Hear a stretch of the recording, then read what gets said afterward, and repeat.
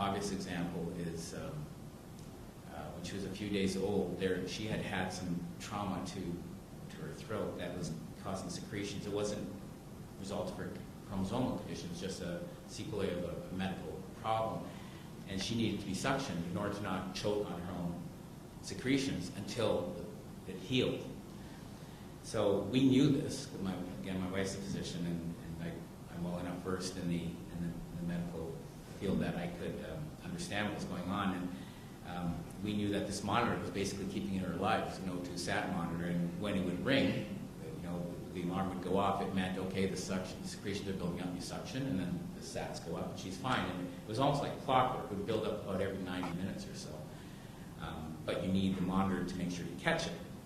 So when she remained alive longer than they expected, they invited us to move from this regular hospital neonatology room of 6 beds, I think it was, to a private room with a couch, and you could sleep there right beside the baby, very private. It was an excellent environment to be in that stressful situation for our parents. So we thought it was being graciously given to us, and we heartily accepted it. We moved into the room. They moved Katya into the room in her isolate, and the monitor was missing. And any other parent who didn't understand what an O2 sat monitor was and why it needs to be there would have not known. Had we not caught that, well, before I say that, the story of how we got the monitor is maybe more interesting.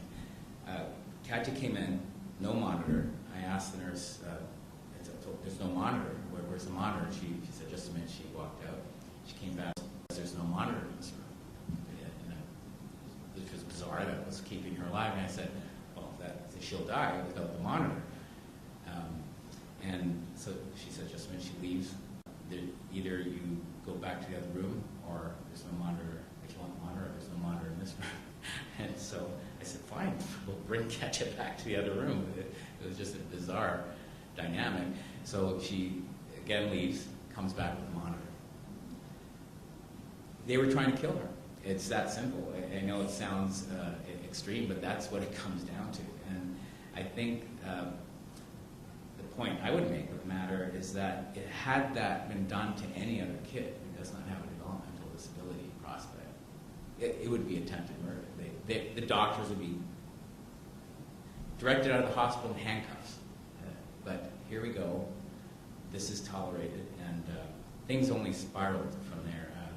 I was told 7 minutes. I didn't have a proper script, so yeah, I think I'm well over it. But there are many other examples. But just to summarize, Katya would have died that night. Within an hour and a half of us falling asleep, we wouldn't have heard her choking.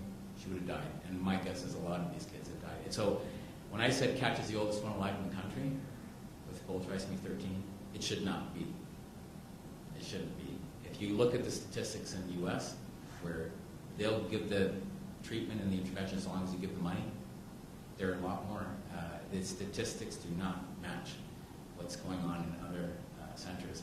And when Rachel and I saw a series of these, this is just one, and unfortunately I don't have time to do the rest unless you want to ask questions, and I'll be happy to describe them. But there were several of these instances.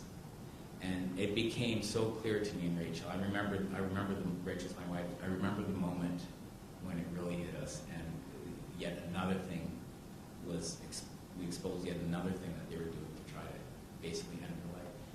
I remember we were in shock. We looked at each other, and we said, almost in unison, I think, they're trying to kill her.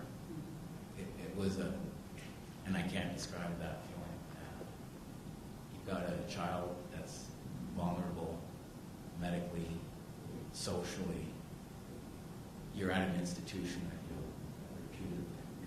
reputedly the #3 pediatric medical care institution in the world, and they're trying to kill your daughter. Thank you, Sam.